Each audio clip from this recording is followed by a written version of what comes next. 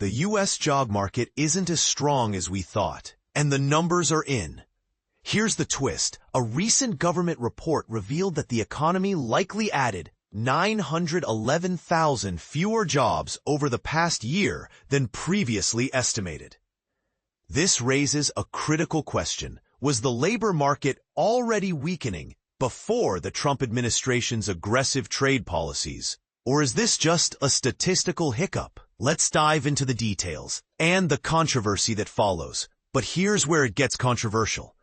The revision, released by the Bureau of Labor Statistics, BLS, came just days after August's weak non-farm payrolls report showed the economy adding just 71,000 jobs per month instead of the previously reported 147,000.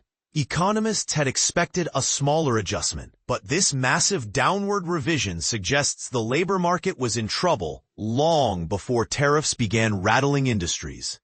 James Knightley of ING put it plainly. This means labor market momentum is being lost from an even weaker position than originally thought. So, what's behind these numbers? The BLS uses a method called the birth-death model to estimate job gains and losses from businesses opening or closing. But here's the catch. Critics argue this model consistently overestimates job creation, especially for small businesses struggling with high borrowing costs and trade-related tariffs. Samuel Toombs of Pantheon Macroeconomics warns, "We expect to find again next year that job creation at newly formed businesses has been overstated."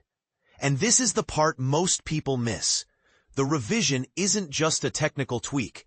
It directly impacts how we interpret the economy's health. For example, leisure and hospitality jobs dropped by 176,000, while trade, transportation, and utilities lost 226,000 positions. Even manufacturing, a sector often seen as a backbone of economic strength, saw a 95,000 job reduction. Meanwhile, the White House's crackdown on immigration and the rise of automation are squeezing both labor supply and demand. Now, let's talk politics. President Trump, already fuming over earlier revisions that erased 258,000 jobs from May and June 2024, took drastic action.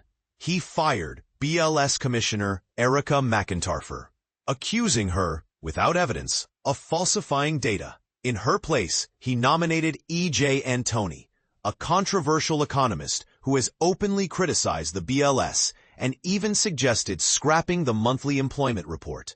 Critics argue this move threatens the independence of U.S. labor statistics. But wait, how does the BLS even do this? Every year, the agency compares its monthly payroll surveys, which sample 121,000 businesses, to a more comprehensive database called the Quarterly Census of Employment and Wages, QCEW. This final benchmark, due in February, will reshape our understanding of the labor market for months to come. Here's the rub. Funding for the BLS has been stagnant for years, under both Democratic and Republican administrations.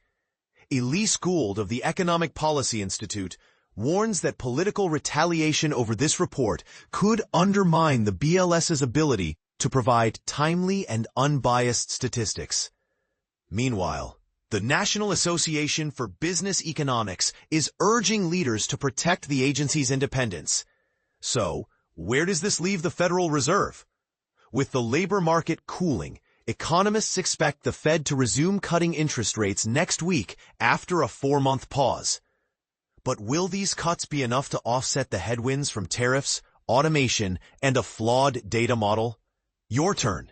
Do you think the BLS's birth-death model is a reliable tool? Or should the agency overhaul its methods? Is politics seeping into how we measure the economy? Or is this just a natural part of data refinement? Drop your thoughts in the comments. This one's far from settled.